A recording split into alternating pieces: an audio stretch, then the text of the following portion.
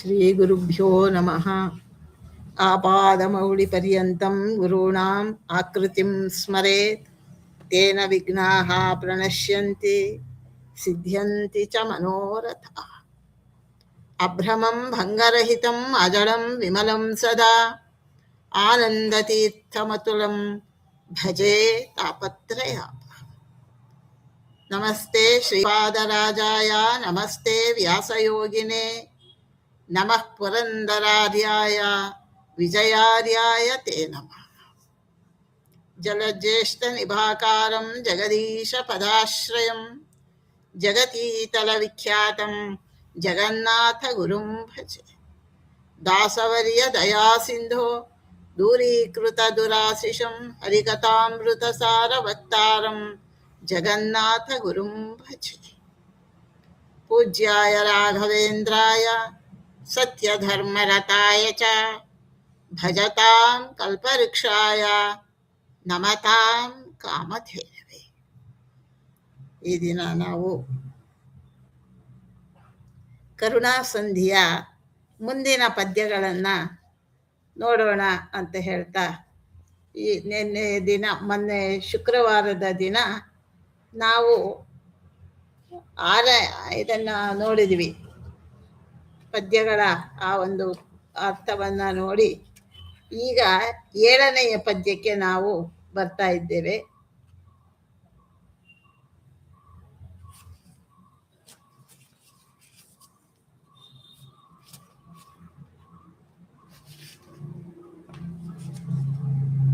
ಬಾಲಕನ ಕಲಭಾಷೆ ಜನನಿಯು ಕೇಳಿ ಸುಖಪಡುವಂತೆ ಲಕ್ಷ್ಮೀಲೋಲ ಭಕ್ತರು ಮಾಡುತಿಹ ಸಂಸ್ತುತಿಗೆ ಹಿಗ್ಗುವನು.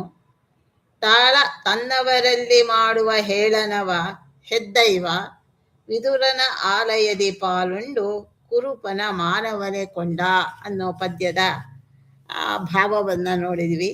ಇವತ್ತು ಶ್ರೀಹರಿಗೆ ಸಮರ್ಪಣೆ ಮಾಡಿದ್ದು ಅನಂತವಾಗ್ತದೆ. ಭಗವಂತ ನಾವೇನು ಸಮರ್ಪಣೆ ಮಾಡ್ತೇವೆ ಅದನ್ನು ಅನಂತ ಮಡಿಯಾಗಿ ಕೊಡ್ತಾನೆ ಅನ್ನೋದನ್ನು ಇಲ್ಲಿ ವ್ಯಕ್ತಪಡಿಸ್ತಾರೆ.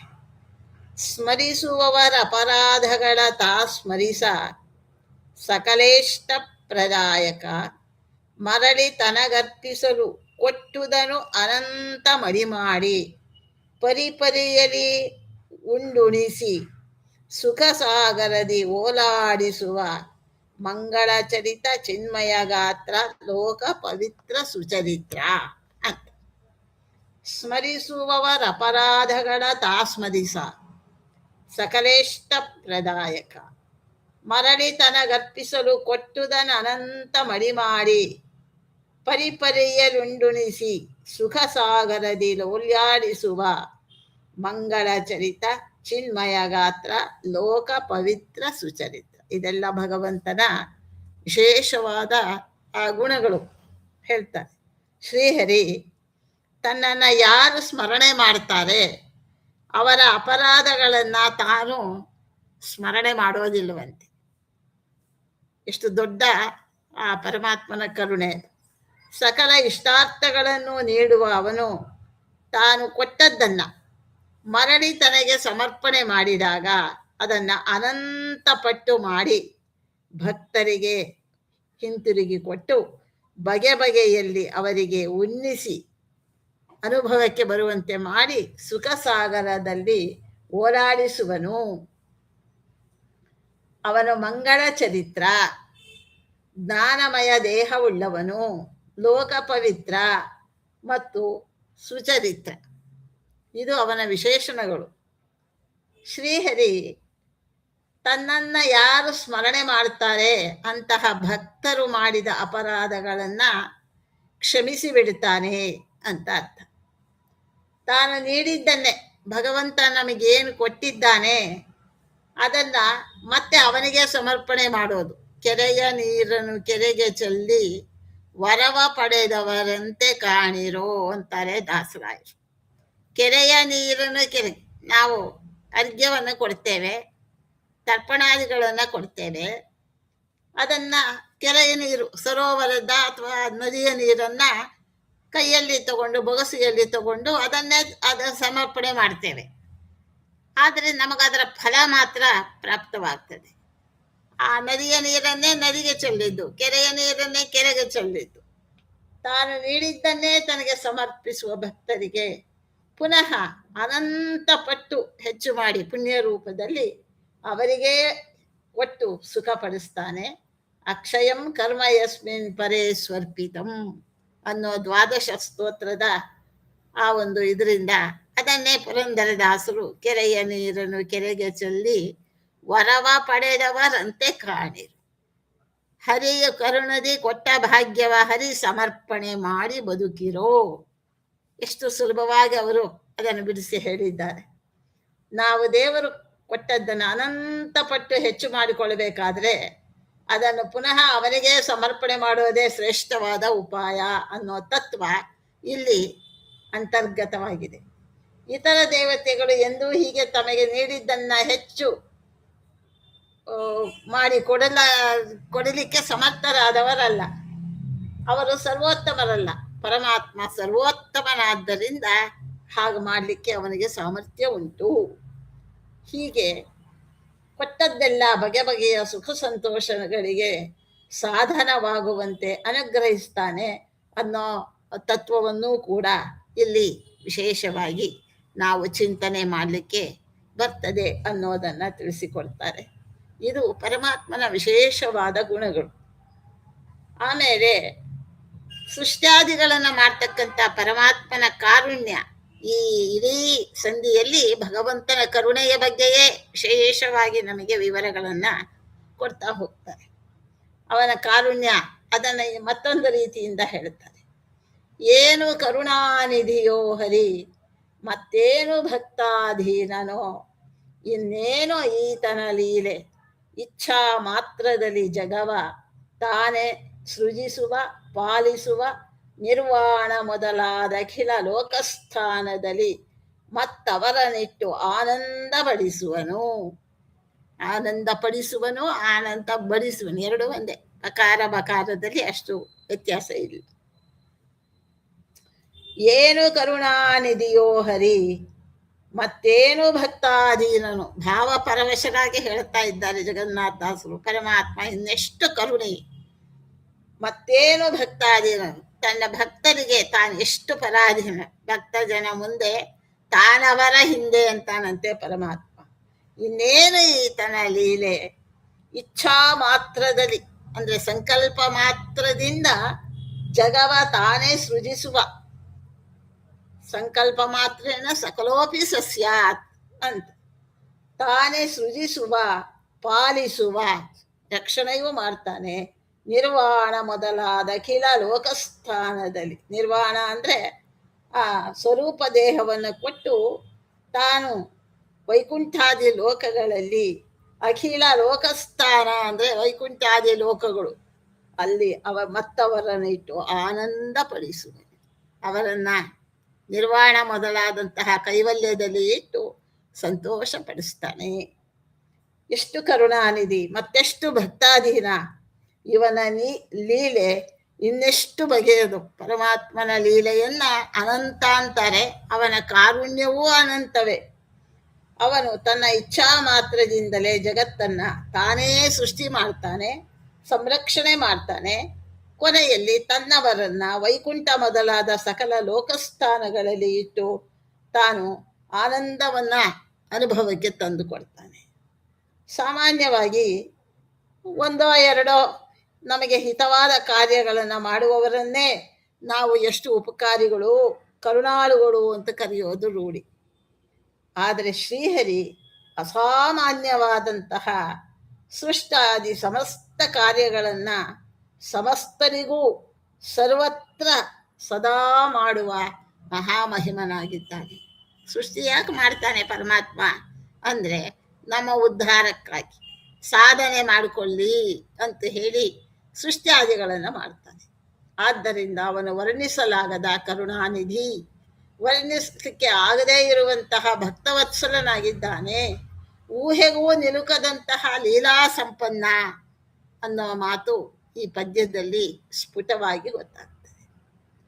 ಶ್ರೀಹರಿಯ ಸೃಷ್ಟಿ ಮತ್ತು ಪಾಲನೆಗಳು ಒಂದು ಲೀಲೆಯಾಗಿರುವಂತೆ ಜಗತ್ ಸಂಹಾರ ಕಾರ್ಯ ಮಾಡೋದು ಅವನೇ, ರುದ್ರನಲ್ಲಿದ್ದು. ಆ ಕಾರ್ಯವೂ ಒಂದು ಲೀಲೆ ಅನ್ನೋ ಅರ್ಥ ಇಲ್ಲಿ ಸೂಚಿತವಾಗತ್ತೆ.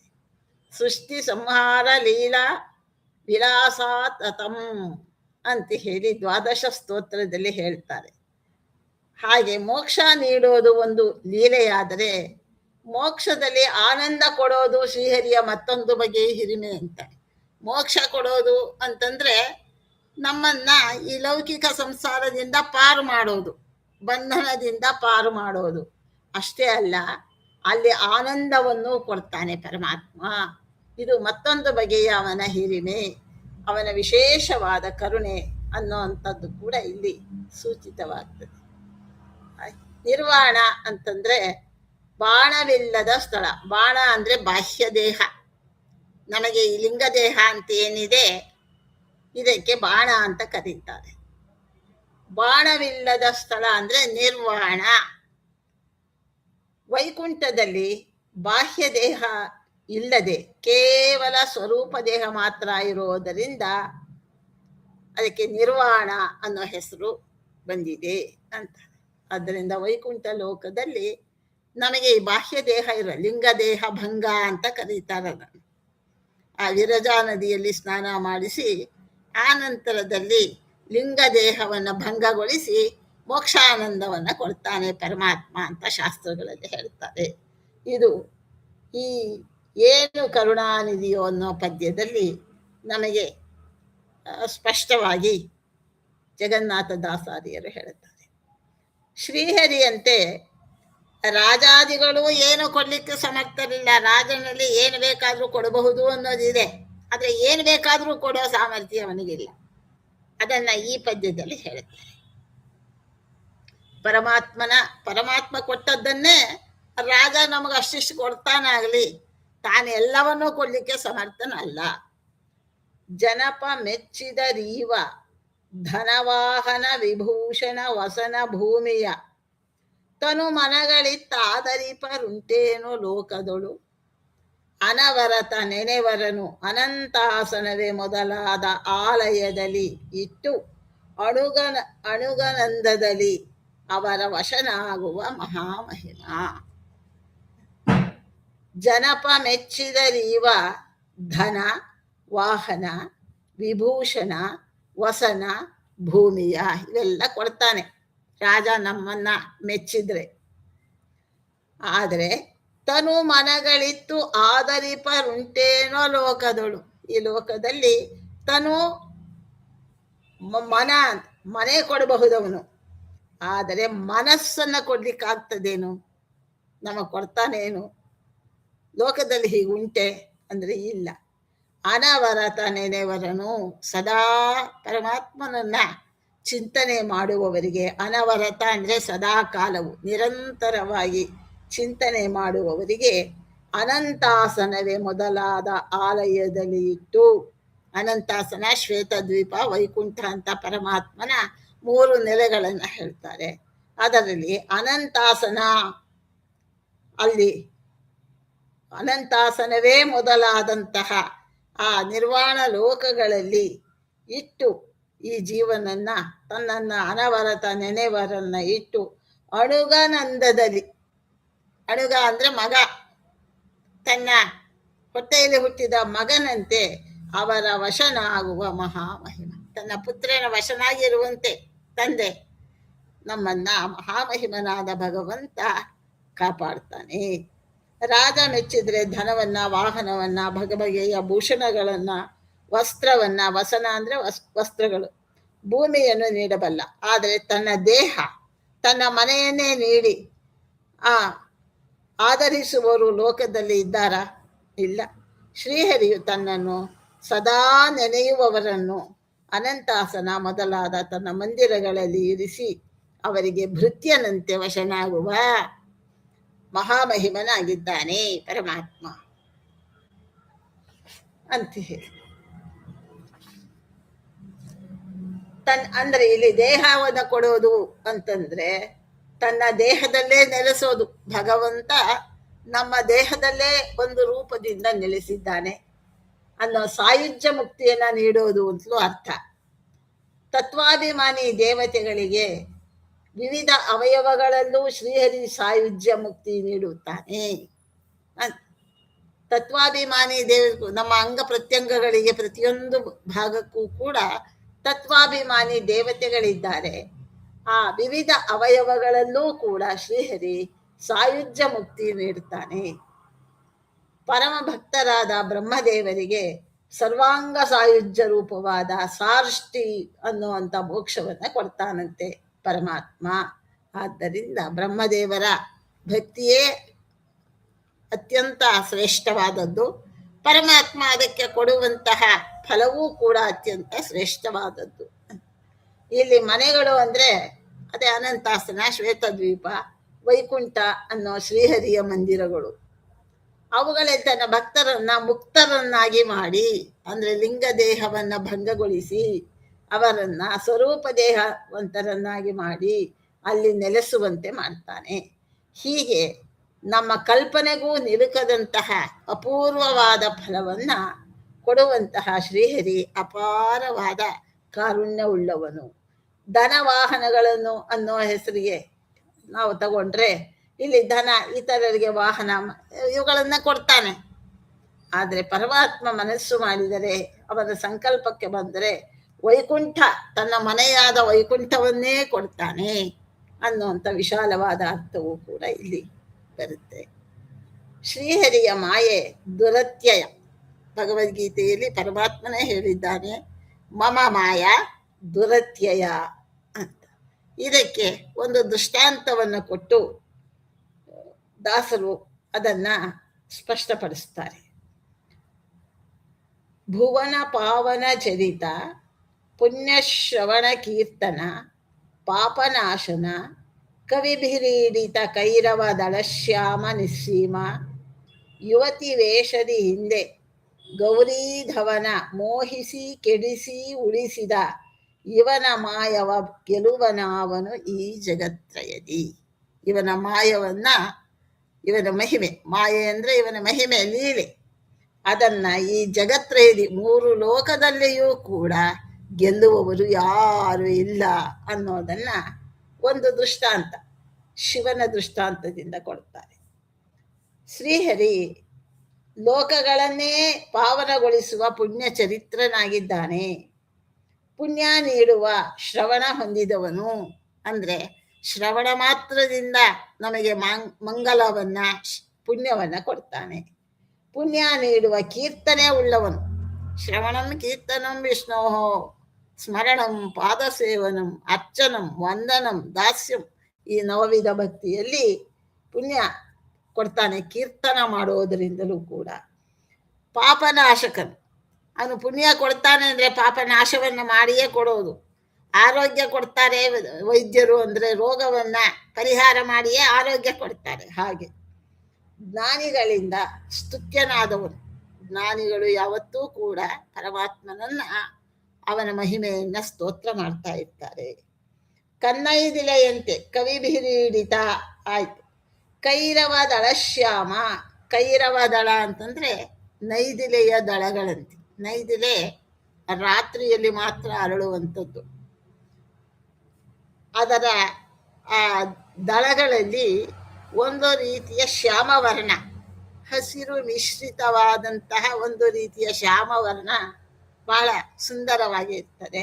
ಪರಮಾತ್ಮನು ಕೂಡ ಆ ಕನ್ನೈದಿಲೆಯ ದಳಗಳಂತೆ ಶ್ಯಾಮವರ್ಣನಾಗಿದ್ದಾನೆ. ಕೈರವ ದಳ ಶ್ಯಾಮ ನಿಸ್ಸೀಮ. ಪರಮಾತ್ಮನಿಗೆ ಒಂದು ಮಿತಿ ಅಂತ ಇಲ್ಲ. ಸೀಮಾ ಅಂದ್ರೆ ಗಡಿ, ಬಾರ್ಡರ್ ಅಂತ ಅರ್ಥ. ನಿಸ್ಸೀಮ ಅಂದ್ರೆ ಅವನಿಗೆ ಯಾವುದೇ ಒಂದು ಮಿತಿ ಅನ್ನೋದು ಇಲ್ಲ. ಅಸೀಮವಾದ, ನಿಸ್ಸೀಮವಾದಂತಹ ಅಪರಿಮಿತವಾದ ಮಹಿಮೆ ಉಳ್ಳವನು. ಅದಕ್ಕೇನು ಅಂದ್ರೆ ಯುವತಿ ವೇಷದಿ ಹಿಂದೆ ಗೌರೀಧವನ ಮೋಹಿಸಿ ಕೆಡಿಸಿ ಉಳಿಸಿದ. ಇಲ್ಲಿ ಗೌರೀಧವ ಅಂದ್ರೆ ಗೌರೀದೇವಿಗೆ ಪತಿಯಾದಂತಹ ರುದ್ರದೇವರು ಅವರನ್ನ ಮೋಹಿಸಿದ, ಮೋಹಗೊಳ್ಳುವಂತೆ ಮಾಡಿದ, ತನ್ನ ಮಾಯೆಗೆ ಒಳಪಡಿಸಿದ, ಕೆಡಿಸಿದ, ಉಳಿಸಿದ. ಮೂರನ್ನು ಮಾಡಿದ್ದಾನೆ ಪರಮಾತ್ಮ. ಕೆಡಿಸಿ ಉಳಿಸಿದ ಇವನ ಮಾಯವ ಗೆಲುವನ ಅವನ ಈ ಜಗತ್ತು. ಪರಮಾತ್ಮನ ಮಾಯೆಯನ್ನ ಯಾರೂ ಕೂಡ ಗೆಲ್ಲಲಿಕ್ಕೆ ಸಾಧ್ಯ ಇಲ್ಲ. ಲೋಕಗಳನ್ನೇ ಪಾವನಗೊಳಿಸುವಂತಹ ಪುಣ್ಯ ಚರಿತ್ರನಾದ ಪರಮಾತ್ಮ ಪುಣ್ಯ ನೀಡುವ ಶ್ರವಣ ಹೊಂದಿದವನು, ಕೀರ್ತನೆ ಉಳ್ಳವನು, ಪಾಪನಾಶಕನು, ಜ್ಞಾನಿಗಳಿಂದ ಸ್ತುತ್ಯನಾದವನು, ಕನ್ನೈದಿಲೆಯಂತೆ ಶ್ಯಾಮಲ ವರ್ಣ, ಪರಿಮಿತಿ ಇಲ್ಲದವನು. ಅವನು ಹಿಂದೆ ಮೋಹಿನಿ ವೇಷದಿಂದ, ಕಥೆ ಎಲ್ಲ ನಿಮಗೆ ಗೊತ್ತಿದೆ, ಮೋಹಿನಿ ರೂಪದಿಂದ ಅಮೃತವನ್ನ ದೇವತೆಗಳಿಗೆ ಕೊಟ್ಟ. ಅವನ ರೂಪಕ್ಕೆ ಅಮೋಘವಾದಂತಹ ಅವನ ರೂಪ ಸೌಂದರ್ಯಕ್ಕೆ ದೈತ್ಯರೆಲ್ಲ ತಾವು ವಶವರ್ತಿಗಳಾಗಿ ಬಿಟ್ರು, ಮೋಸ ಹೋದ್ರು. ಆಮೇಲೆ ಇದು ಕೊಟ್ಟು ಎಲ್ಲ ಆಯಿತು ಅಂತ ಕತೆ ನಾವು ಕೇಳಿದ್ದೇವೆ. ಆಮೇಲೆ ರುದ್ರದೇವರ ಕಥೆಯನ್ನು ಕೇಳಿದರಂತೆ. ಮೋಹಿನಿ ವೇಷದಿಂದ ಗೌರೀಪತಿಯಾದ ಶಿವನನ್ನ ಮೋಹಗೊಳಿಸಿ, ಆವಾಗ ಆ ಮೋಹಿನಿ ರೂಪವನ್ನ ತಾವು ವರ್ಣನೆ ಕೇಳಿ ರುದ್ರದೇವರು ಅತ್ಯಂತ ಕುತೂಹಲ ಉಳ್ಳವರಾದ್ರು. ಇದು ಹೇಗಿರಬಹುದು ಪರಮಾತ್ಮನ ರೂಪ? ಸಾಕ್ಷಾತ್ ಲಕ್ಷ್ಮೀದೇವಿಯೇ ಆ ಸಂದರ್ಭದಲ್ಲಿ ಹೇಳ್ತಾಳೆ, ಆಹಾ ಏನು ಮೋಹಿನಿ ರೂಪ, ನನ್ನ ರೂಪ ಸೌಂದರ್ಯಕ್ಕೆ ಪರಮಾತ್ಮ ಒಲಿದಿದ್ದಾನೆ ಅನ್ನುವ ಆ ಭಾವ ನನಗೆ ಯಾಕೆ ಬೇಕು? ಇಂತಹ ಪರಮಾತ್ಮ ಸ್ವರಮಣ ಆಗಿದ್ದಾನೆ, ನನ್ನ ಮೇಲೆ ಕರುಣೆಯಿಂದ ನನ್ನನ್ನು ಸ್ವೀಕಾರ ಮಾಡಿದ್ದಾನೆ ಅಂತ ಲಕ್ಷ್ಮೀದೇವಿಯೇ ತಾನು ಅಂದುಕೊಳ್ತಾಳಂತೆ. ಅಂತಹ ಆ ಮೋಹದಿಂದ ಶಿವನನ್ನು ಮೋಹಗೊಳಿಸಿ ಕೆಡಿಸಿದ, ಅವನ ಮನಸ್ಸನ್ನ ತಾನು ಕೆಡಿಸಿದ, ಅಂದರೆ ತನ್ನ ದೀಕ್ಷೆಯಿಂದ ಚಂಚಲವಾಗುವಂತೆ ಮಾಡಿದ, ಉಳಿಸಿದ. ಆಮೇಲೆ ತನ್ನ ನಿಜ ರೂಪವನ್ನು ತೋರಿಸಿ ಅವನನ್ನು ಉದ್ಧಾರ ಮಾಡಿದ. ಇದು ಮೂರು ಲೋಕದಲ್ಲಿ ಇಂತಹ ಈ ಪರಮಾತ್ಮನ ಮಾಯೆಯನ್ನ ಯಾರು ತಾನೇ ಗೆಲ್ಲಲಿಕ್ಕೆ ಸಾಧ್ಯ ಅಂತ ಹೇಳಿ ಹೇಳ್ತಾರೆ. ಕವಿ ಬಿರೀಡಿತ ಅನ್ನೋದು ಗೋಪಿಗೀತೆಯಲ್ಲಿ ನಮಗೆ ಬರ್ತದೆ. ಅಲ್ಲಿ ಹೇಳ್ತಾರೆ, ಕವಿ ಬಿರೀಡಿತಂ ಕಲ್ಮಶಾಪಹಂ ಅಂತ ಹೇಳಿ ಆ ಗೋಪಿಯರು ಪರಮಾತ್ಮನನ್ನ ತಾವು ಸ್ಮರಣೆ ಮಾಡುವಾಗ ಹೇಳ್ತಾರೆ. ಇಲ್ಲಿ ಕವಿ ಅಂದ್ರೆ ಜ್ಞಾನಿಗಳು ಅಂತ ಅರ್ಥ. ಅವರಿಂದ ಈಡಿತ ಅಂದ್ರೆ ಸ್ತೋತ್ರ ಮಾಡಲ್ಪಟ್ಟವನು ಪರಮಾತ್ಮ. ಪುಣ್ಯಶ್ರವಣ ಕೀರ್ತನ ಅಂದ್ರೆ ತನ್ನ ಕಥಾಶ್ರವಣವನ್ನ ಯಾರು ಮಾಡ್ತಾರೆ ಅವರಿಗೂ ಮಾಡಿಸುವವರಿಗೂ, ಮಾಡುವವರಿಗೂ ಮಾಡಿಸುವವರಿಗೂ ಅಪಾರ ಪುಣ್ಯವನ್ನ ಕೊಡುವವನು. ಪುಣ್ಯಶ್ರವಣ ಕೀರ್ತನ ಅನ್ನೋದು ವಿಷ್ಣು ಸಹಸ್ರನಾಮದಲ್ಲಿ ಬರುವಂತ ಒಂದು ಶಬ್ದದ ವಿಶೇಷ. ವಿದ್ವತ್ತಮೋ ವೀತವಯ ಪುಣ್ಯಶ್ರವಣ ಕೀರ್ತನ ಅಂತ ಹೇಳಿ ಆ ವಿಷ್ಣು ಸಹಸ್ರನಾಮದಲ್ಲಿ ಅದು ಬರ್ತದೆ. ಇನ್ನು ನಿಶ್ರೀಮ ಅಂತಂದ್ರೆ ದೇಶ ಕಾಲ ಗುಣಗಳಲ್ಲಿ ಮಿತಿ ಇಲ್ಲದವನು. ಪರಮಾತ್ಮನಿಗೆ ಯಾವುದೇ ಒಂದು ದೇಶದಲ್ಲಿ ಮಾತ್ರ ಅವನ ಆವಾಸ ಸ್ಥಾನ ಇದೆ ಇಲ್ಲ, ಸರ್ವತ್ರ ವ್ಯಾಪ್ತನಾಗಿದ್ದಾನೆ. ಕಾಲ ಪರಿಮಿತಿ ಅವನಿಗೆ ಇಲ್ಲ. ಕಾಲ ಅವನ ಅಧೀನವೇ ಹೊರತು ಪರಮಾತ್ಮ ಕಾಲಕ್ಕೆ ಅಧೀನ ಅಲ್ಲ.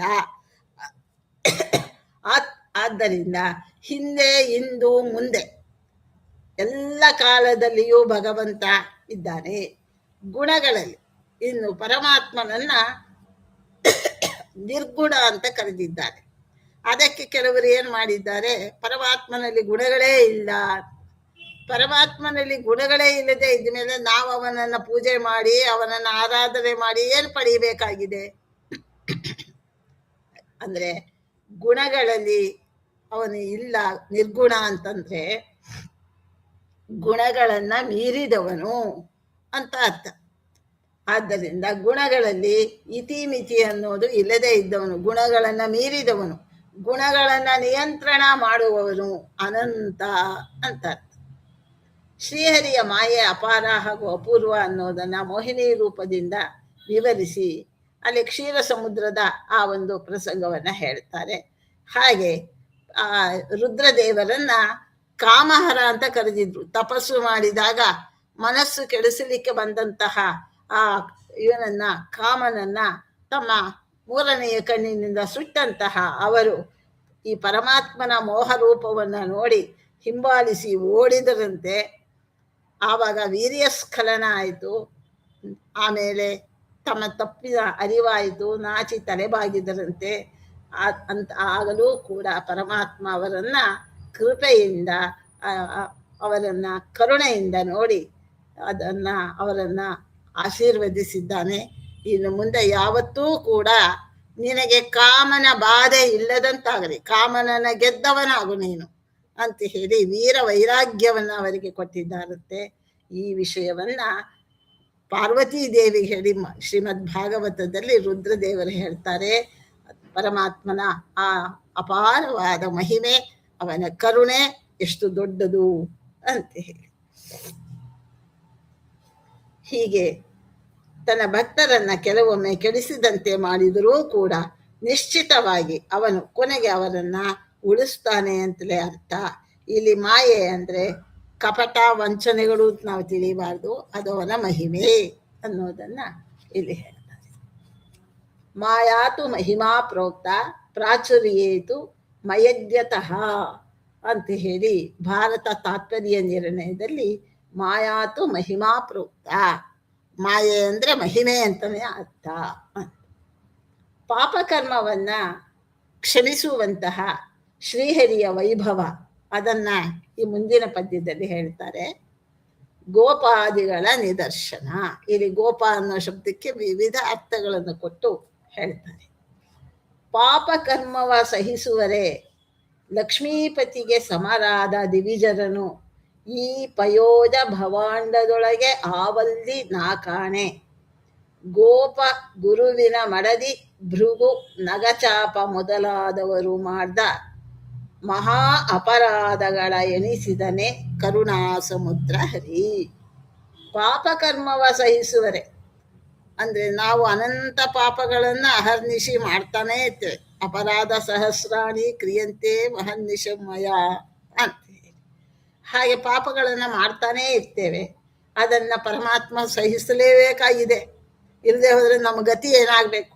ಸಹಿಸುವರೆ ಲಕ್ಷ್ಮೀಪತಿಗೆ ಸಮರಾದ ದಿವಿಜರನು ಈ ಪಯೋಜ ಭವಾಂಡದೊಳಗೆ ಆವಲ್ಲಿ ನಾಕಾಣೆ. ಅದನ್ನ ಸಹಿಸಬೇಕಾದ್ರೆ ಪರಮಾತ್ಮನೇ ಅಂತ ಪರಮಾತ್ಮನಿಗೆ ಸಮರಾದ ದೇವತೆಗಳು, ದಿವಿಜರು ಅಂದ್ರೆ ದೇವತೆಗಳನ್ನ ಈ ಪಯೋಜ ಭವಾಂಡದೊಳಗೆ, ಪಯ ಅಂದ್ರೆ ನೀರು, ಪಯೋಜ ಅಂದ್ರೆ ಕಮಲ, ಜ ಅಂದ್ರೆ ಹುಟ್ಟಿದ್ದು, ನೀರಿನಲ್ಲಿ ಹುಟ್ಟಿದ್ದು ಪಯೋಜ. ಭವ ಅಂತಂದ್ರೆ ಅದರಲ್ಲಿ ಆ ಕಮಲದಲ್ಲಿ ಹುಟ್ಟಿದಂತಹ ಬ್ರಹ್ಮದೇವರು. ಅಂಡ ಭವ ಅಂಡ, ಅಂಡ ಅಂದ್ರೆ ಬ್ರಹ್ಮಾಂಡ. ನೋಡಿ, ಬ್ರಹ್ಮ ಅನ್ನೋದಕ್ಕೆ ಎಷ್ಟು ಅರ್ಥವನ್ನ ಇಲ್ಲಿ ಹೇಳ್ತಾರೆ. ಪಯೋಜ ಭವಾಂಡದೊಳಗೆ ಆವಲ್ಲಿ, ಈ ಬ್ರಹ್ಮಾಂಡದಲ್ಲಿಯೇ ನಾನು ಕಾಣೆ. ಅದಕ್ಕೇನು ನಿದರ್ಶನ ಅಂದ್ರೆ ಗೋಪ ಗುರುವಿನ ಮಡದಿ, ಭೃಗು ನಗಚಾಪ. ಇಲ್ಲಿ ಗೋಪ ಅಂದ್ರೆ ಇಂದ್ರ, ಗೋ ಅಂದ್ರೆ ದೇವತೆಗಳು ಅಂತಲೂ ಒಂದರ್ಥ, ಪ ಅಂದ್ರೆ ಅವರಿಗೆ ಒಡೆಯನಾದವನು, ಗೋಪ ಅಂದ್ರೆ ಇಂದ್ರದೇವರು. ಗುರುವಿನ ಮಡದಿ ಬೃಹಸ್ಪತ್ಯಾಚಾರ್ಯರ ದೇವಗುರುಗಳಾದ ಬೃಹಸ್ಪತ್ಯಾಚಾರ್ಯರ ಪತ್ನಿಯಾದಂತಹ ತಾರಾದೇವಿ ಮತ್ತು ಭೃಗು ಮಹರ್ಷಿಗಳು. ನಗಚಾಪ, ನಗ ಅಂದ್ರೆ ಪರ್ವತವನ್ನ, ಚಾಪ ಅಂದ್ರೆ ಬಿಲ್ಲಾಗಿ ಉಳ್ಳವನು, ಪರ್ವತವನ್ನೇ ಬಿಲ್ಲಾಗಿ ಉಳ್ಳವನು ಶಿವ ರುದ್ರದೇವರು. ಇವರೇ ಮೊದಲಾದಂತಹ ದೇವತೆಗಳಾದವರು ಮಾಡಿದಂತಹ ಮಹಾ ಅಪರಾಧಗಳ ಎಣಿಸಿದನೆ ಕರುಣಾ ಸಮುದ್ರ. ಒಂದಲ್ಲ ಎರಡಲ್ಲ, ಈ ದೇವತೆಗಳೇ ಈಗ ಅಪರಾಧ ಮಾಡಿದ್ದಾರೆ, ಅವರನ್ನು ಕ್ಷಮಿಸಿದ್ದಾನೆ ಎಂದ ಮೇಲೆ ನಮ್ಮಂತಹ ನರಪಶುಗಳ ಪಾಪಗಳನ್ನು ಅವನು ಸಹಿಸದೆ ಹೋದ್ರೆ ನಮಗೆ ಇನ್ಯಾರ ಗತಿ? ನೀನು ಉಪೇಕ್ಷೆಯ ಮಾಡೇ ಬೇರೆ ಗತಿ ಯಾರೆನಗೆ ಅಂತಾರೆ ದಾಸರಾಯರು. ಹಾಗೆ ಪಾಪಕರ್ಮವನ್ನ ಸಹಿಸುವಲ್ಲಿ ಲಕ್ಷ್ಮೀಪತಿಯಾದ ಶ್ರೀಹರಿಗೆ ಸಮರಾದ ದೇವತೆಗಳನ್ನ ಈ ಬ್ರಹ್ಮಾಂಡದೊಳಗೆ ಎಲ್ಲಿಯೂ ನಾನು ಕಾಣೆ. ಗೋಪ ಗುರುವಿನ ಮಡದಿ ಭೃಗು ನಗಚಾಪ ಶಿವ ಮೊದಲಾದವರು ಮಾಡಿದ ಮಹಾಪರಾಧಗಳನ್ನು ಅವನು ಎಣಿಸಿದನೆ ಅಂತ. ಪಾಪಕರ್ಮವನ್ನ ಸಹಿಸೋದು ಕರುಣೆಯ ಮತ್ತೊಂದು ಮುಖ. ಪರಮಾತ್ಮ ಕರುಣಾವಂತನಾದ್ದರಿಂದಲೇ, ಕರುಣಾ ಸಮುದ್ರನಾದ್ದರಿಂದಲೇ ನಾವು ಮಾಡುವಂತಹ ಅನಂತ ಪಾಪಗಳನ್ನ ತಾನು ಸಹಿಸಿಕೊಳ್ತಾನೆ. ದೇವತೆಗಳ ಕರುಣೆ ಮಾನವರ ಕರುಣೆಗಿಂತ ದೊಡ್ಡದು. ಆದರೆ ದೇವತೆಗಳಲ್ಲೂ ಕೂಡ ಶ್ರೀಹರಿಯಂತೆ ಭಕ್ತಾಪರಾಧವನ್ನ ಮನ್ನಿಸುವ ಕರುಣಾಳು ಬ್ರಹ್ಮಾಂಡದಲ್ಲಿ ಎಲ್ಲೂ ಇಲ್ಲ ಅನ್ನೋದು ಈ ಪದ್ಯದಲ್ಲಿ ಹೇಳ್ತಾರೆ. ಗೋಪ ಅಂದ್ರೆ ಇನ್ನು ಬೇರೆ ಬೇರೆ ಅರ್ಥಗಳನ್ನ ಹೇಳುತ್ತಾರೆ. ನಂದಗೋಪ, ಗೋ ಅಂದ್ರೆ ಗೋವುಗಳು, ಪ ಅಂದ್ರೆ ಪಾಲನೆ ಮಾಡುವು. ನಂದಗೋಪ ಅಂತಲೂ ಒಂದರ್ಥ. ಗೋ ಅಂದ್ರೆ ಸ್ವರ್ಗ, ಪ ಅಂದ್ರೆ ಅದರ ಪಾಲಕನಾದ ಇಂದ್ರ ಅಂತ ಒಂದರ್ಥ. ಆಮೇಲೆ ಜಗಜ್ಜನಕನಾದ ಶ್ರೀಹರಿಯನ್ನ ತನ್ನ ಮಗ ಅಂತ ತಿಳಿದದ್ದು ನಂದಗೋಪನ ಅಪರಾಧ, ಅದನ್ನು ಹೇಳುತ್ತಾರೆ. ನಂದಗೋಪ ಪರಮಾತ್ಮನನ್ನ ತನ್ನ ಮಗ ಅಂತಾನೆ ತಿಳಿದ, ಆದ್ರೆ ಅವನ ಮಗ ಅಲ್ಲ. ಜಗತ್ಸ್ವಾಮಿಯಾದ ಶ್ರೀಹರಿಯನ್ನ ತಮ್ಮ ಜೊತೆಗಾರ ಅಂತ ಭಾವಿಸಿದ್ದು ಗೋಪರ ಅಪರಾಧ. ಗೋಪರು ಅಂತಂದ್ರೆ ಗೋವುಗಳನ್ನ ಕಾಯುವವರು, ಗೋಪಾಲಕರು. ಆ ನಂದ ಗೋಕುಲದ ಪ್ರಜೆಗಳು, ಅವರು ಶ್ರೀಹರಿಯ ಶ್ರೀಕೃಷ್ಣನ ಜೊತೆಗಾರರು. ಅವರೇನ್ ತಿಳ್ಕೊಂಡ್ರು ಅಂತಂದ್ರೆ, ನಮ್ಮ ಜೊತೆಗಾರ ಅಂತ ಹೇಳಿ ಕೃಷ್ಣ ಬಾರೋ ನಾವೆಲ್ಲ ಊಟ ಮಾಡೋಣ ಅಂತ ಹೇಳಿ ತಾವು ತಂದು ಇದನ್ನ ಬುತ್ತಿಯನ್ನು ಅವನಿಗೆ ತಿನ್ಸೋರಂತೆ, ಅವನು ತಿನ್ಸಿದ ಬುತ್ತಿಯನ್ನು ತಾವು ತಿನ್ನೋರಂತೆ. ಇದೆಲ್ಲ ಜೊತೆಗಾರರಾಗಿ ಮಾಡಿದ್ದು, ಅದು ಕೂಡ ಪಾಪನೇ. ಸ್ವರ್ಗಾಧಿಪತಿಯಾದ ಇಂದ್ರ ತಮ್ಮ ಪ್ರಾರ್ಥನೆಯಂತೆ ಅವತಾರ ಮಾಡಿದ ಕೃಷ್ಣನ ಮೇಲೇನೆ ಮಳೆ ಸುರಿಸಿದ ಅಪರಾಧಿ. ಗೋವರ್ಧನ ಪ್ರಕರಣದಲ್ಲಿ ಅದನ್ನು ನಾವು ನೋಡ್ತೇವೆ, ಅನೇಕ ಪ್ರಕರಣಗಳು. ಆನಂತರದಲ್ಲಿ ಪಾರಿಜಾತಾಪ ಹರಣ ಅಂತ, ಪಾರಿಜಾತ ಹರಣ ಮಾಡಿದಾಗ ಸತ್ಯಭಾಮೆ ರುಕ್ಮಿಣಿ ಇವರ ಮೇಲೆ, ಕೃಷ್ಣನ ಮೇಲೆ ಇಂದ್ರ ಯುದ್ಧವನ್ನೇ ಸಾರಿಬಿಡ್ತಾನೆ. ಕೊನೆಗೆ ಸೋತು ತನ್ನ ತಪ್ಪನ್ನು ಒಪ್ಪಿಕೊಳ್ತಾನೆ, ಇದು ಅವನ ತಪ್ಪು. ಹೀಗೆ ಗುರುವಿನ ಮಡದಿ ಅಂದ್ರೆ ಬೃಹಸ್ಪತ್ಯಾಚಾರ್ಯರ ಪತ್ನಿ ತಾರೆ ಅಂತ ಒಂದರ್ಥ. ಆಕೆ ಚಂದ್ರನ ಗಮನ ಮಾಡಿದ್ಲು, ಆಗಲೇ ಬುಧನ ಅವತಾರ ಆಗಿದ್ದು. ಬುಧಗ್ರಹ ಅಂತ ನಾವೇನು ಹೇಳ್ತೇವೆ, ಆ ಬುಧನ ಅವತಾರ ಆಗಿದ್ದು ಚಂದ್ರನಿಂದಲೇ. ಆ ಶ್ರೀಹರಿ ಅವಳು ಪರಿಶುದ್ಧಳಾಗುವಂತೆ ಮಾಡಿ ಅನುಗ್ರಹ ಮಾಡಿದ. ಅವಳು ಮಾಡಿದ ಅಪರಾಧ ಮೇಲ್ನೋಟಕ್ಕೆ ಪತಿದ್ರೋಹ ಅಂತ ಕಾಣಿಸಿದ್ರು ಕೂಡ ಪತಿಯ ಅಂತರ್ಗತ ಪರಮಾತ್ಮನಿಗೆ ಮಾಡಿದ ಧರ್ಮದ್ರೋಹ ಅದು. ತನ್ನ ಆ ಪಾತಿವ್ರತ್ಯವನ್ನೇ ತಾನು ಕೆಡಿಸಿಕೊಂಡೆ. ಇಲ್ಲಿ ಗುರು ಅಂದ್ರೆ ತಂದೆ ದಶರಥ ಅಂತಲೂ ಅರ್ಥ ಆಗ್ತದೆ. ತಂದೆಯನ್ನ ಗುರು ಅಂತಲೂ ಕರೆದಿದ್ದಾರೆ. ಅವನ ಪತ್ನಿಯಾದ ಕೈಕೇಯಿ ಗೋಪ ಗುರುವಿನ ಮಡದಿ ಅಂದಾರೆ. ದಶರಥನ ಪತ್ನಿಯಾದ ಕೈಕೇಯಿ ಮಾಡಿದ್ದು ಮಹಾಪರಾಧ ಅಲ್ವೇ? ಆದರೂ ಕೂಡ ಅವಳಿಗೆ ಸದ್ಗತಿಯನ್ನು ಕೊಟ್ಟಿದ್ದಾನೆ ರಾಮರೂಪದಿಂದ ಪರಮಾತ್ಮ. ಇದು ಶ್ರೀಹರಿಯ ವಕ್ಷಸ್ಥಳಕ್ಕೆ ತಮ್ಮ ಪಾದದಿಂದ ಪ್ರಹಾರ ಮಾಡಿದವರು ಭೃಗು ಮಹರ್ಷಿಗಳು, ಮಹಾಪರಾಧಿಗಳು. ಶ್ರೀನಿವಾಸ ಕಲ್ಯಾಣದ ಪ್ರಾರಂಭದಲ್ಲೇ ನಾವು ನೋಡ್ತೇವೆ. ಆದರೂ ಕೂಡ ಶ್ರೀಹರಿ ಅವರ ಪಾಪವನ್ನ ಪರಿಹಾರ ಮಾಡಿ ಅವರಿಗೆ ಕೀರ್ತಿಯನ್ನೇ ಕೊಟ್ಟ. ಅವರ ಪಾದವನ್ನು ತೊಳೆದು ಪಾದೋದಕವನ್ನ ತಲೆ ಮೇಲೆ ಧಾರಣೆ ಮಾಡಿದನಂತೆ ಪರಮಾತ್ಮ. ಕೀರ್ತಿಯನ್ನೇ ನೀಡಿ ತನ್ನ ವಿಭೂತಿ ರೂಪವನ್ನೇ ಅವರಲ್ಲಿ ಇರಿಸಿದ ಪರಮಾತ್ಮ. ಭಗವದ್ಗೀತೆಯಲ್ಲಿ ಆ ವಿಭೂತಿ ಸಂಧಿಯಲ್ಲಿ ಹೇಳ್ತಾರೆ, ಮಹರ್ಷೀಣಾಂ ಭೃಗುರಹಂ, ಮಹರ್ಷಿಗಳಲ್ಲಿ ನಾನು ಭೃಗುವಾಗಿದ್ದೇನೆ ಅಂತ ಹೇಳಿ ಅದರಲ್ಲಿ ಹೇಳ್ತಾರೆ. 10ನೇ ಇದರಲ್ಲಿ 25ನೇ ಶ್ಲೋಕ ಅಂತ ಅದನ್ನು ಹೇಳ್ತಾರೆ. ಅವರು ಪಾದಪ್ರಹಾರ ಮಾಡಿದ ದೋಷದಿಂದ ಭೂಮಿಯಲ್ಲಿ ಮುಂದೆ ಜರಾನಾಮಕ ವ್ಯಾಧನಾಗಿ ಜನಿಸಿ ಉದ್ಧಾರ ಆಗುವಂತೆ ಅನುಗ್ರಹಿಸಿದ. ಆ ಜರಾನಾಮಕನಾದ ವ್ಯಾಧನೂ ಕೂಡ ಏನ್ ಮಾಡಿದ, ತನ್ನ ಬಾಣದಿಂದ ಪರಮಾತ್ಮನ ಉಂಗುಟಕ್ಕೆ ಗುರಿ ಇಟ್ಟು ಅದು ಪ್ರಾಣಿ ಅಂತ ತಿಳಿದು ಹೊಳೆದ. ಆಮೇಲೆ ಬಂದು ನೋಡಿದ, ಪರಮಾತ್ಮನ ಪಾದದಿಂದ ರಕ್ತ ಸುರಿಯುತ್ತಾ ಇದೆ. ಅಪ್ರಾಕೃತವಾದ ಚಿನ್ಮಯ ಆನಂದ ಶರೀರವುಳ್ಳ ಭಗವಂತ ಇದನ್ನೂ ಮಾಯೆ ಮಾಡಿ ತೋರಿಸಿದ್ದಾನೆ. ಆವಾಗ ಬಹಳ ಪಶ್ಚಾತ್ತಾಪ ಪಟ್ಟ. ಆಗ ಪರಮಾತ್ಮ ಅವನಿಗೆ ಸಮಾಧಾನ ಮಾಡಿ, ನನ್ನ ಸಂಕಲ್ಪದಂತೆ ನೀನು ಮಾಡಿದ್ದಿ ಅಂತ ಹೇಳಿ ಅವನಿಗೆ ಸದ್ಗತಿಯನ್ನ ಕೊಟ್ಟಿದ್ದಾನೆ ಜರಾನಾಮಕ ವ್ಯಾಧನಿಗೆ ಅಂತ ಭಾಗವತದಲ್ಲಿ ನಾವು ಕೇಳುತ್ತೇವೆ. ಹೀಗೆ ಇಲ್ಲಿ ಗೋಪ, ಗುರುವಿನ ಮಡದಿ ಮೊದಲಾದವರೆಲ್ಲ ಅಪರೋಕ್ಷ ಜ್ಞಾನಿಗಳಲ್ಲಿ ಪರಿಗಣಿತರಾದ ಮಹನೀಯರು. ಅವರೇನು ಸಾಮಾನ್ಯರಲ್ಲ. ನಂದಗೋಪನಾಗಲಿ, ಇಂದ್ರನಾಗಲಿ, ಅಥವಾ ಬೃಹಸ್ಪತ್ಯಾಚಾರ್ಯರ ಪತ್ನಿ ತಾರಾದೇವಿ ಆಗಲಿ, ಭೃಗು ಮಹರ್ಷಿಗಳಾಗಲಿ, ರುದ್ರದೇವರಾಗಲಿ, ಇವರೆಲ್ಲರೂ ಕೂಡ ಮಹನೀಯರೇ. ಆದ್ದರಿಂದ ಇಲ್ಲಿನ ಮೊದಲಾದವರು ಅನ್ನೋ ಪದದಿಂದ ಇಂಥ ಅಪರಾಧ ಮಾಡಿದಂತಹ ದೇವತೆಗಳನ್ನ, ಮುನಿಗಳನ್ನ ಮಾತ್ರ ಗ್ರಹಿಸಬೇಕು. ಅಂತ ಹೇಳಿ ಸಾಮಾನ್ಯವಾಗಿ ಪ್ರತಿನಿತ್ಯ ಸಾಮಾನ್ಯ ಸಾತ್ವಿಕರು ಮಾಡುವ ಅಪರಾಧಗಳಂತೂ ಅಸಂಖ್ಯಾತ ಅನ್ನೋದು ಗರುಡ ಪುರಾಣಾದಿಗಳಲ್ಲಿ ಪ್ರಸಿದ್ಧ. ಅದನ್ನೇ ಕೊನೆಗೆ ಹೇಳ್ತಾರೆ, ಅಪರಾಧ ಸಹಸ್ರಾಣಿ ಕ್ರಿಯಂತೆ ಅಹರ್ನಿಶಂ ಮಯ ತಾನಿ ಸರ್ವಾಣಿ ದೇವೇಶ ಕ್ಷಮಸ್ವ ಪುರುಷೋತ್ತಮ ಅಂತ ನಾವು ಪ್ರತಿದಿನ ಕೇಳ್ಕೊಳ್ಬೇಕು. ಇನ್ನು ಅನೇಕ ಸಂದರ್ಭಗಳಲ್ಲಿ ಸಮುದ್ರ ಮಂಥನ ಮಾಡೋ ಕಾಲದಲ್ಲಿ ದೇವತೆಗಳು ಕೂರ್ಮ ರೂಪದ ಪರಮಾತ್ಮನ ಬೆನ್ನಿನ ಮೇಲೆ ಮಂದರ ಪರ್ವತವನ್ನು ಇಟ್ಟರು. ಎಲ್ಲ ರೂಪದಿಂದ ಭಗವಂತ ಅನೇಕ ರೂಪಗಳು ಆಗ ಒಂದಲ್ಲ ಎರಡಲ್ಲ ಎಲ್ಲದರಲ್ಲಿಯೂ ಸರ್ವತ್ರದಲ್ಲಿ ಭಗವಂತ ಇದ್ದು ಆ ಅಮೃತ ಮಂಥನ ಕಾರ್ಯವನ್ನು ನಡೆಸಿದ್ದಾನೆ ಅಂತ ನಾವು ನೋಡ್ತೇವೆ. ಇದೆಲ್ಲವನ್ನ ಸಹನ ಮಾಡಿ ಅವರಿಗೆ ತಾನು ಶುಭೋದಯವನ್ನೇ ಉಂಟು ಮಾಡಿದ್ದಾನೆ ಪರಮಾತ್ಮ ಅಂತ ಹೇಳಿ. ಇನ್ನು ಶ್ರೀಹರಿ ನಾಮ ಗಂಗೆಗಿಂತಲೂ ಮಿಗಿಲು ಅನ್ನೋದನ್ನ ಇಲ್ಲಿ ಹೇಳ್ತಾರೆ.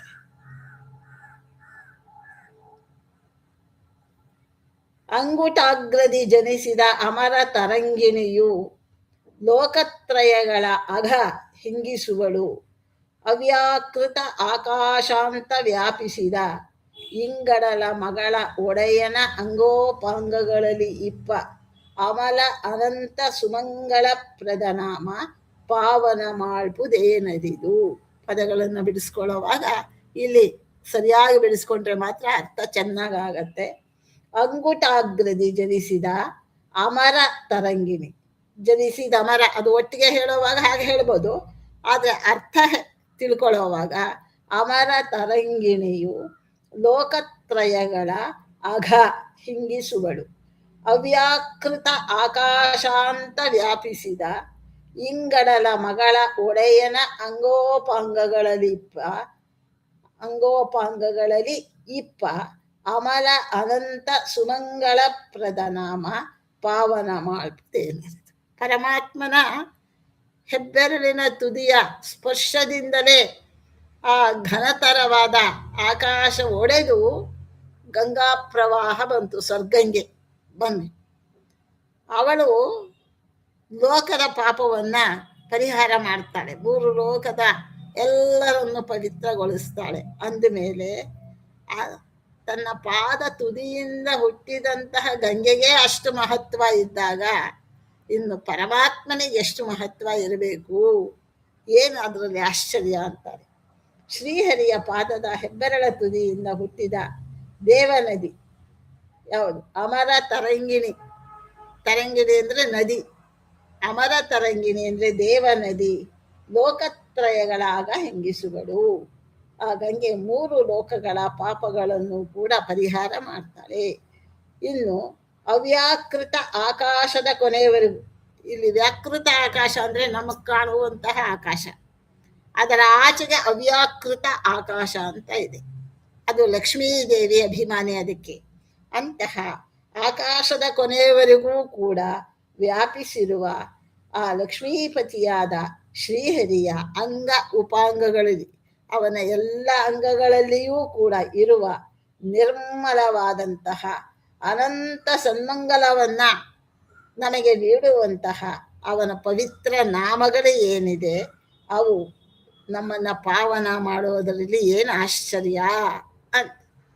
ವಿಷ್ಣು ಪಾದೋದ್ಭವೆಯಾದ ಗಂಗೆಯೇ ಲೋಕತ್ರಯಗಳ ಪಾಪವನ್ನ ಪರಿಹಾರ ಮಾಡುವಾಗ, ಇನ್ನು ಆ ಗಂಗೆಗೆ ಜನಕನಾದ ಶ್ರೀಹರಿ ಅವನ ನಾಮ ಸಕಲ ಪಾಪಗಳನ್ನು ಪರಿಹಾರ ಮಾಡೋದರಲ್ಲಿ ಯಾವ ಆಶ್ಚರ್ಯವೂ ಇಲ್ಲ.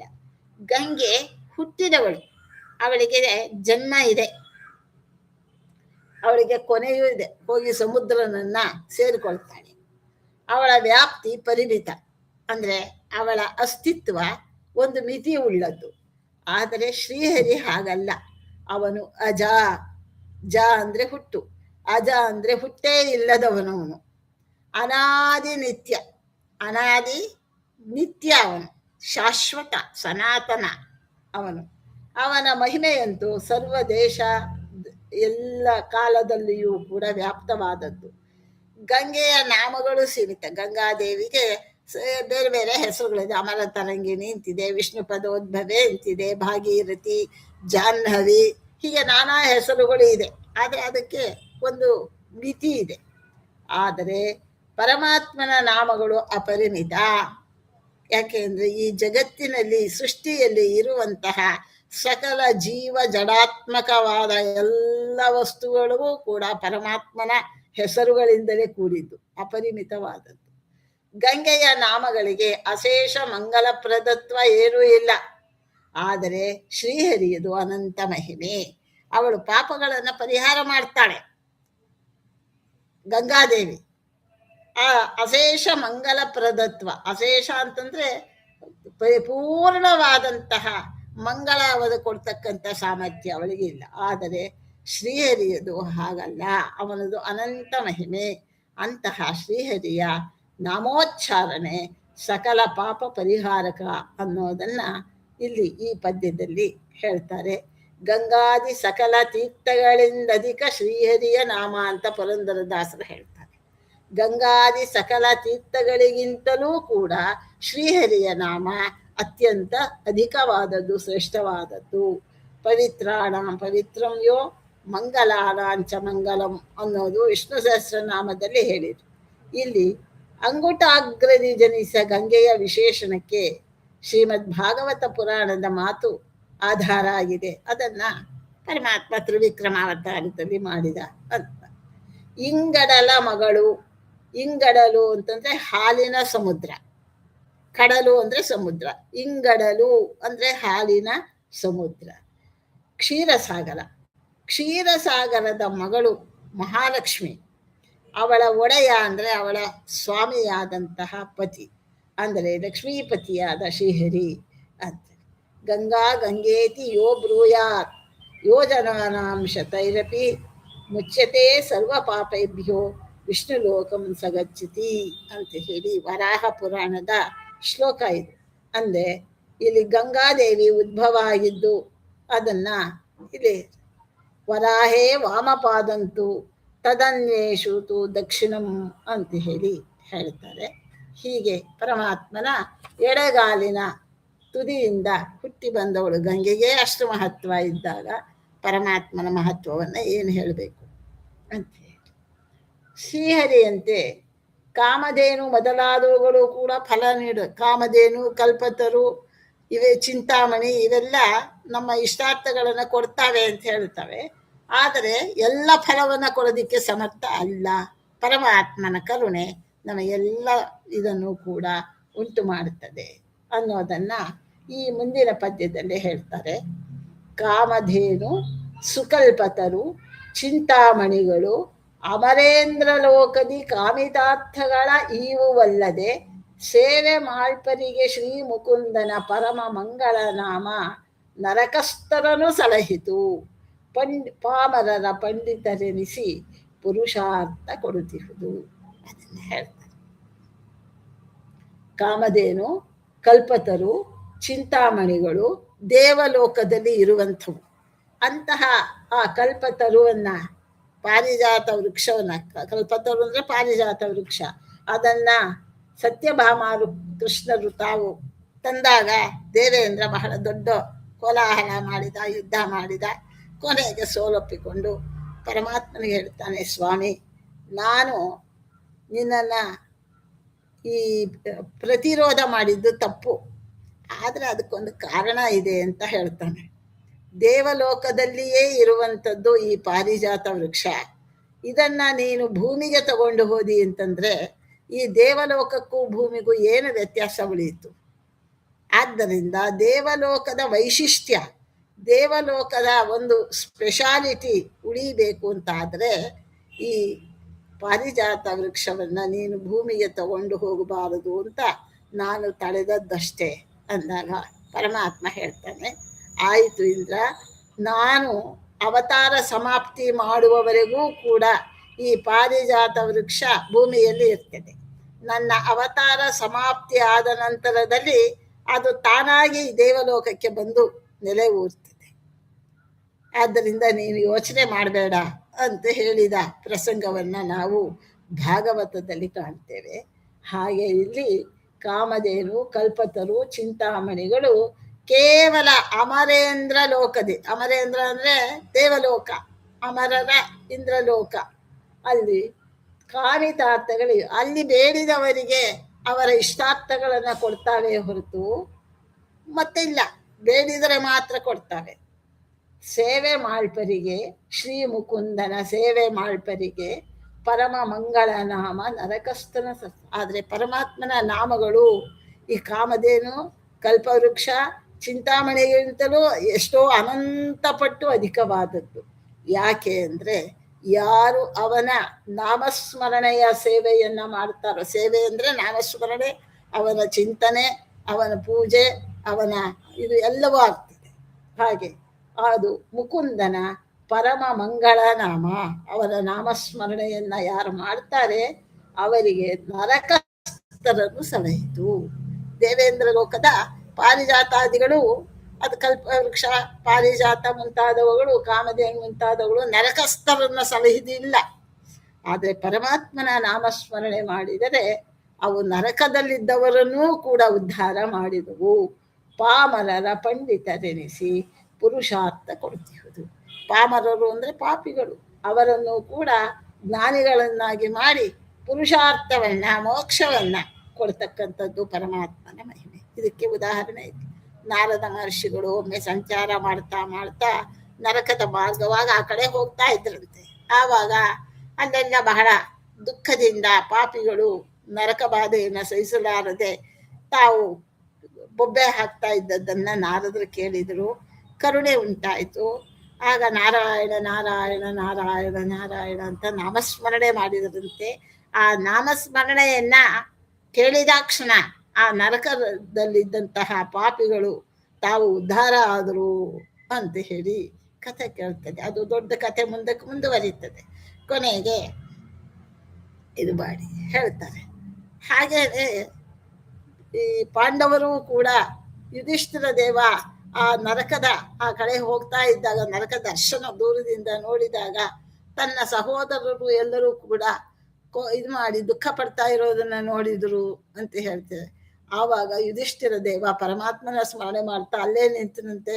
ಧರ್ಮಾತ್ಮನಾದ ಅವನು ನಿಂತಾಗ ಅಲ್ಲಿದ್ದ ಅವರಿಗೆಲ್ಲ ಇದಾಯ್ತು. ಅವರೇನು ಪಾಪಿಗಳಲ್ಲ, ಅದು ಯುಧಿಷ್ಠಿರನಿಗೆ ಭಗವಂತ ತೋರಿಸಿದ ಒಂದು ಮಾಯೆ ಅಂತ ನಾವು ತಿಳಿಯೋಣ. ಇರ್ಲಿ.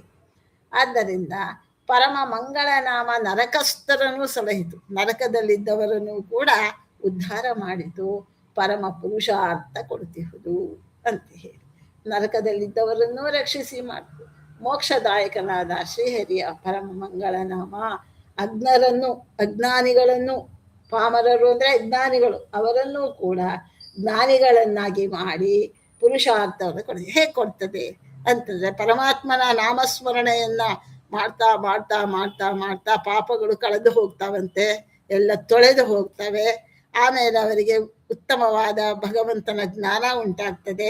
ಆ ಜ್ಞಾನದಿಂದ ಭಕ್ತಿಯಿಂದ ಮುಂದೆ ಸಾಧನೆ ಮಾಡಿ ಮೋಕ್ಷವನ್ನು ಪಡೀತಾರೆ ಅಂತ ಹೇಳಿ. ಹೀಗೆ ಕಾಮಧೇನು ಮೊದಲಾದವುಗಳಂತೆ ಸಾಮಾನ್ಯ ಪುರುಷಾರ್ಥಗಳನ್ನು ಕೊಡದೆ ಮೋಕ್ಷ ಅನ್ನುವ ಪರಮ ಪುರುಷಾರ್ಥವನ್ನೇ ಕೊಡೋದು ಪರಮಾತ್ಮನ ಮಂಗಳ ನಾಮ ಅಂತ ಹೇಳಿ. ಯಾಕೆ ಅಂದರೆ ಶ್ರೀಹರಿನಾಮವನ್ನ ಸಂತತವೂ ಉಚ್ಚಾರ ಮಾಡ್ತಾ ಇದ್ರೆ ಅದು ತತ್ವಜ್ಞಾನವನ್ನು ನಮಗೆ ಕೊಟ್ಟು ಉದ್ಧಾರ ಮಾಡುತ್ತದೆ. ಈ ವಾಯುಪುರಾಣ, ಮಾಘ ಮಾಸ ಮಹಾತ್ಮೆ, ಇದರಲ್ಲೆಲ್ಲ ಪರಮಾತ್ಮನ ನಾಮಸ್ಮರಣೆಯಿಂದ ಉದ್ಧಾರ ಆಗ್ತಾರೆ ಅನ್ನುವಂಥ ಪ್ರಸಂಗಗಳು ಇಲ್ಲಿ ಕೊಡ್ತವೆ. ಗೋವಿಂದ ನಾರಾಯಣ ವಾಸುದೇವ ಮುಕುಂದ ಕೃಷ್ಣ ಅಚ್ಯುತ ಮಾಧವೇತಿ ನೃಸಿಂಹ ದೇವೇಶ ಹರೇ ಮುರಾರೇ ರಮೇಶ ಲೋಕೇಶ ಜಗನ್ನಿವಾಸ ಅನಂತ ವೈಕುಂಠ ದುರಂತ ಶಕ್ತೆ ಸಮಸ್ತ ಲೋಕಸ್ಯ ನಿಧಾನ ಮೂರ್ತೆ ಅಂತ ಪರಮಾತ್ಮನನ್ನ ಸ್ತೋತ್ರ ಮಾಡಿದ್ದಾರೆ.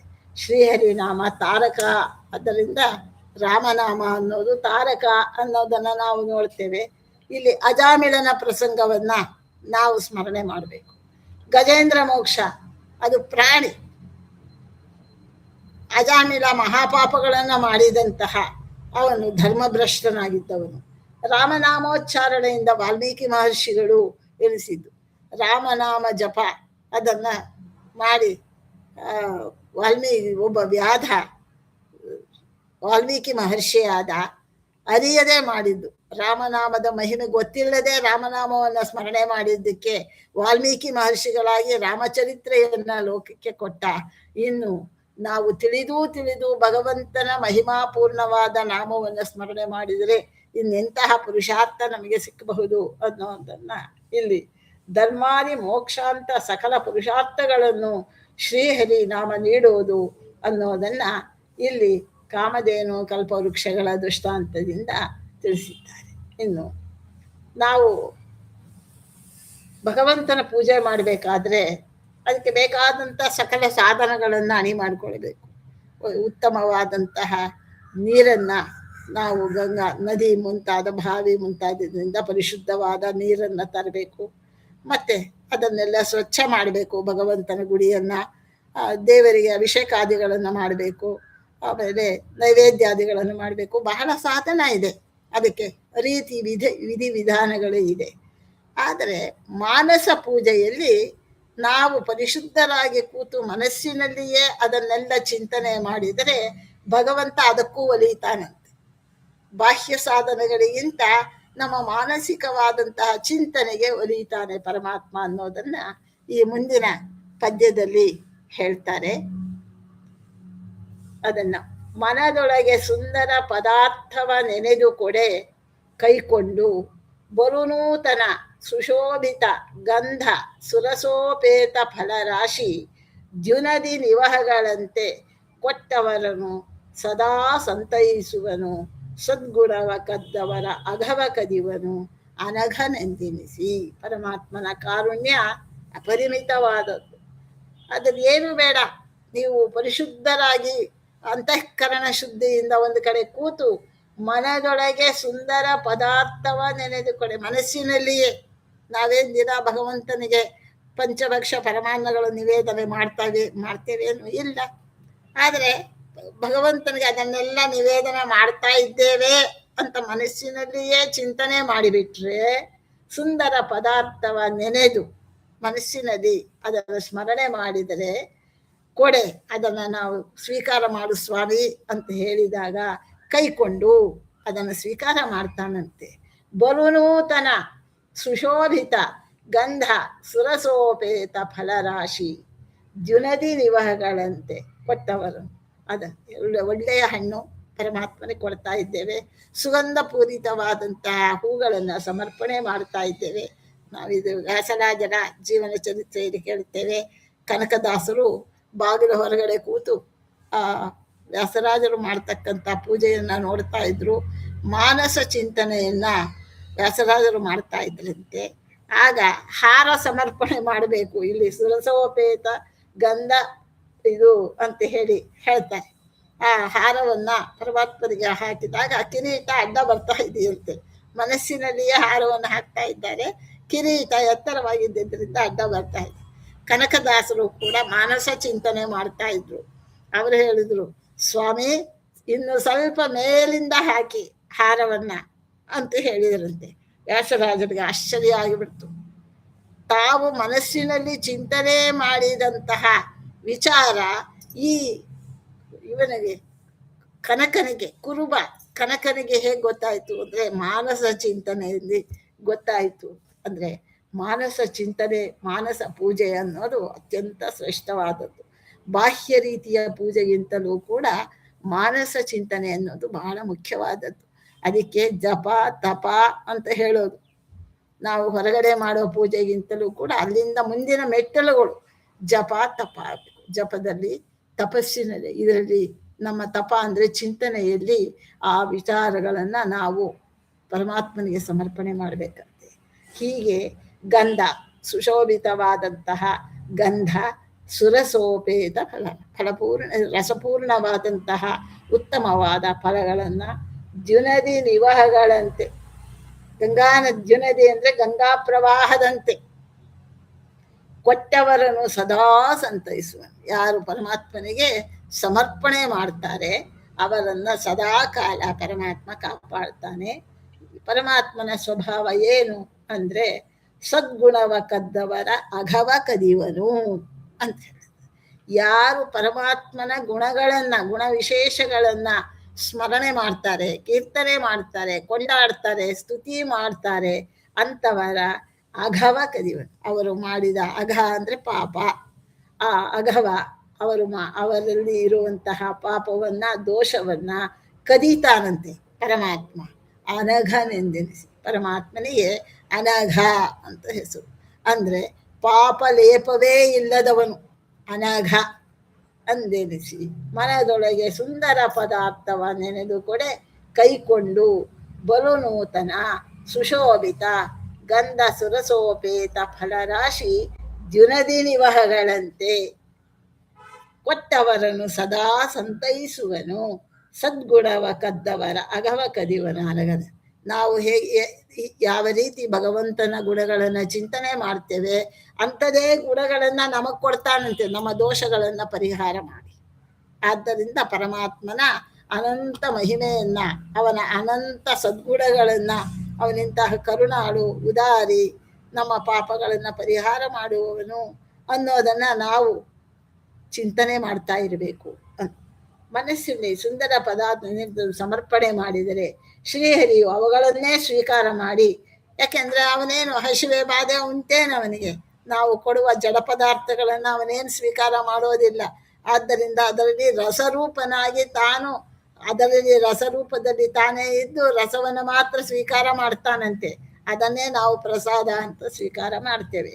ಅತ್ಯಂತ ನೂತನವಾದ ಕಂಗೊಳಿಸುವ ಗಂಧ, ರಸ ಮೊದಲಾದವುಗಳಿಂದ ಕೂಡಿದ ಫಲರಾಶಿಯನ್ನು, ಹಣ್ಣಿನ ರಾಶಿಯನ್ನು ಗಂಗಾ ಪ್ರವಾಹಗಳಂತೆ ಕೊಟ್ಟು ಅಂತಹ ಭಕ್ತರನ್ನ ಸದಾ ಸಂರಕ್ಷಣೆ ಮಾಡ್ತಾನೆ. ಆದರೆ ಅವನು ಮನಸ್ಸಿನಲ್ಲೇ ನಮಗೆ ಅದನ್ನೆಲ್ಲ ಕೊಟ್ಟು ಬಿಡ್ತಾನ ಅಂತಂದ್ರೆ ಇಲ್ಲ, ನಿಜವಾಗಿ ಕೊಡ್ತಾನೆ ಅಂತ ಹೇಳ್ತಾನೆ. ನಾವು ಮನಸ್ಸಿನಿಂದ ಅವನಿಗೆ ಕೊಟ್ಟರೂ ಕೂಡ, ಕಾಲ್ಪನಿಕವಾಗಿ ಕೊಟ್ಟರೂ ಕೂಡ ಅವನು ನಿಜವಾಗಿ ಅದನ್ನು ನಮಗೆ ಹಿಂತಿರುಗಿ ಕೊಡ್ತಾನೆ.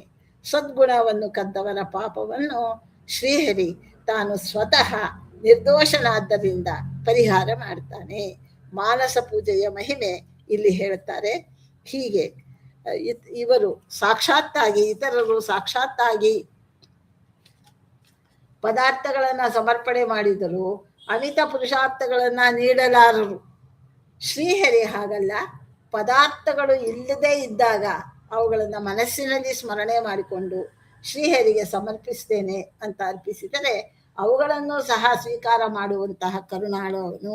ನಮಗೆ ಬದರಿ ಯಾತ್ರೆ ಮಾಡಲಿಕ್ಕೆ ಆಗೋದಿಲ್ಲ, ಪುಣ್ಯಕ್ಷೇತ್ರಗಳ ಯಾತ್ರೆ ಮಾಡಲಿಕ್ಕೆ ಆಗೋದಿಲ್ಲ. ಆದರೆ ಪ್ರತಿದಿನ ಪ್ರಾತಃ ಕಾಲದಲ್ಲಿ ನಾವು ಸ್ನಾನಾದಿಗಳನ್ನು ಮಾಡಿ ಶುದ್ಧವಾದ ಮನಸ್ಸಿನಿಂದ ನಾನಿವತ್ತು ಬದರಿ ಪ್ರಯಾಣ ಮಾಡ್ತೇನೆ, ಬದರಿ ನಾರಾಯಣನ ದರ್ಶನ ಮಾಡ್ತಾ ಇದ್ದೇನೆ ಅಂತ ಅಂದುಕೊಂಡ್ರೆ ಸಾಕಂತೆ ಆ ಫಲವನ್ನು ಕೊಡ್ತಾನೆ. ಎಷ್ಟು ಸುಲಭ ಇದು.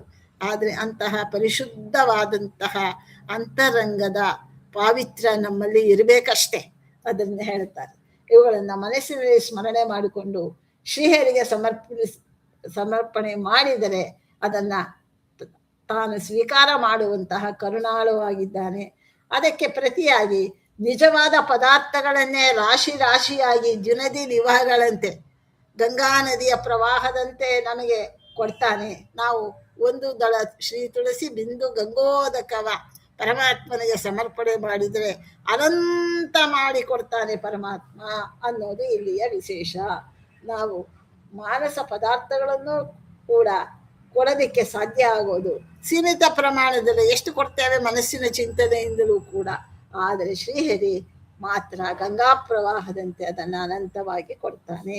ಸದ್ಗುಣವ ಕದ್ದವರ ಅಗವ ಕದಿವನು ಅಂತಂದ್ರೆ ಪರಮಾತ್ಮ ತಾನು ದೊಡ್ಡ ಕಳ್ಳನಂತೆ. ಪರಮಾತ್ಮನನ್ನ ದೊಡ್ಡ ಕಳ್ಳ ಅಂತ ಕರೀತಾರೆ. ಅದಕ್ಕೆ ವ್ಯಾಸರಾದರು ಚೋರ, ಜಾರ ಅಂತ ಹೇಳಿ ಪರಮಾತ್ಮನನ್ನ ಸ್ತೋತ್ರ ಮಾಡಿ, ನಾರಾಯಣೋ ನಾಮ ನರೋ ನರಾಣಾಂ ಪ್ರಸಿದ್ಧ ಚೋರ ಕಥಿತ ಪೃಥಿವ್ಯಾಂ ಅನೇಕ ಜನ್ಮಾರ್ಜಿತ ಪಾಪ ಸಂಚಯಂ ಹರತ್ಯಶೇಷಂ ಸ್ಮೃತಿ ಮಾತ್ರ. ಅವನ ಸ್ಮರಣೆ ಮಾತ್ರದಿಂದ ಅನೇಕ ಜನ್ಮಗಳಲ್ಲಿ ನಾವು ಮಾಡಿದಂತಹ ಸಂಚಿತ ಆಗಾಮಿ ಪ್ರಾರಬ್ಧ ಕರ್ಮಗಳು ಏನಿದೆ ಆ ಎಲ್ಲ ಪಾಪಗಳನ್ನು ಕದ್ದುಕೊಂಡು ಹೋಗಿಬಿಡ್ತಾನಂತೆ ಪರಮಾತ್ಮ. ದೊಡ್ಡ ಚೋರ ಅಂತ ಹೇಳಿ ಇದು ಅವನ ಕಾರುಣ್ಯ ಅನ್ನೋದನ್ನ ಇಲ್ಲಿ ಹೇಳ್ತಾರೆ. ಹೀಗೆ ಅನಗೋ ವಿಜಯೋ ಜೇತ ಅನ್ನೋದು ವಿಷ್ಣು ಸಹಸ್ರನಾಮದ ಒಂದು ಆ ಪರಮಾತ್ಮನ ನಾಮಗಳಲ್ಲಿ ಬರುವಂಥ ಒಂದು ವಿಶೇಷವಾದಂತಹ ಹೆಸರು. ಹೀಗೆ ಪರಮಾತ್ಮನ ಕಾರುಣ್ಯವನ್ನೇ ಪ್ರತಿಯೊಂದು ಪದ್ಯದಲ್ಲೂ ಕೂಡ ಅದನ್ನು ಅವರು ವಿಸ್ತಾರವಾಗಿ ನಾನಾ ಉದಾಹರಣೆಗಳಿಂದ ಹೇಳ್ತಾರೆ ಅನ್ನೋದನ್ನು ನಾವು ಇಲ್ಲಿ ತಿಳಿಯಪಡಿಸ್ತಾ ಇವತ್ತಿನ ಈ ಚಿಂತನೆಯ ಕಾರ್ಯಕ್ರಮವನ್ನು ಮುಕ್ತಾಯ ಮಾಡೋಣ. ಜಯ ಜಯತು ಜಗದ್ವಿಲಕ್ಷಣ, ಜಯ ಜಯತು ಜಗದೇಕ ಕಾರಣ, ಜಯ ಜಯತು ಜಾನಕಿ ರಮಣ ನಿರ್ಗತ ಜರಾಮರಣ, ಜಯ ಜಯತು ಜಾಹ್ನವೀ ಜನಕ, ಜಯ ಜಯತು ದೈತ್ಯ ಕುಲಾಂತಕ ಭವಾಮಯಹರ, ಜಗನ್ನಾಥ ವಿಠಲ ಪಾಹಿ ಮಾಂ ಸತತ. ಎಡಿಟ್ ಮಾಡಬೇಕು.